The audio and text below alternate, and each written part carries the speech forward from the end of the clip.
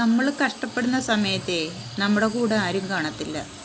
ഇനി കുറച്ച് പേരുണ്ട് നമ്മൾ കഷ്ടപ്പെടുമ്പോൾ സഹതാപം പറഞ്ഞ് നമ്മുടെ കൂടെ കൂടും, നമ്മുടെ ഉപകാരങ്ങളും പറ്റും.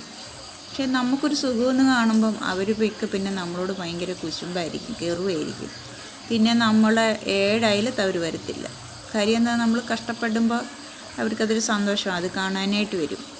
സുഖമാണെന്ന് കാണുമ്പം അവർക്കത് ഇഷ്ടപ്പെടത്തില്ല, അതുകൊണ്ട് അവർ കയറി വരത്തില്ല. അതല്ല, നമ്മളെ കൊണ്ട് വലിയ ഉപയോഗവും ഇല്ലെന്ന് അവർ വിചാരിക്കും. അങ്ങനെ മൊത്തമേ അങ്ങനെ സുഖമായിട്ട് ജീവിക്കുന്നത് ആർക്കും ഇഷ്ടമല്ല.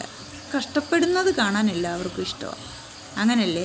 നിങ്ങളല്ലെങ്കിൽ പറ, ശരിയാണോ തെറ്റാണോ ഞാൻ പറഞ്ഞതെന്ന്? നിങ്ങൾക്ക് ഉണ്ടായി കാണുമല്ലോ ഇങ്ങനെയൊക്കെയുള്ള അനുഭവങ്ങൾ.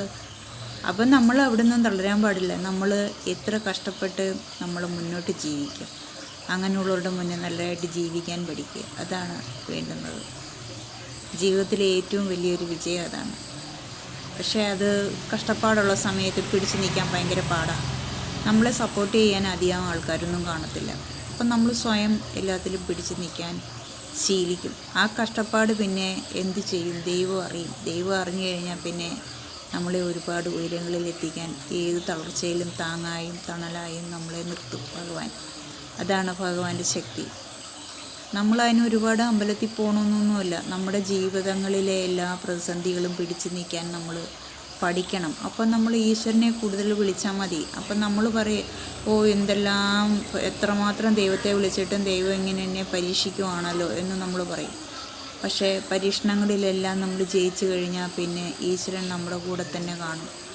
നമ്മൾ വിഷമിക്കേണ്ട. നമ്മളെപ്പോഴും ഈശ്വരനെ വിചാരിച്ച് ജീവിക്കുക. ഈശ്വരൻ എപ്പോഴും കൂടെ കാണും. ഈശ്വരൻ ഒരിക്കലും തള്ളിക്കളയത്തില്ല. അതാണ് ജീവിതം. അങ്ങനെ എപ്പോഴും അലാഹപ്പെട്ടിരിക്കാൻ പാടില്ല. അയ്യോ ഇങ്ങനെയാണല്ലോ, അയ്യോ നാളെ എങ്ങനെയാണ്, അങ്ങനെ ചിന്തിക്കേണ്ട. ഈശ്വരൻ നാളത്തേനും നമുക്ക് കരുതി വെച്ചിട്ടുണ്ട്. അങ്ങനെ വിചാരിക്കണം.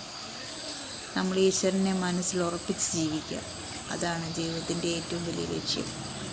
ഓക്കെ.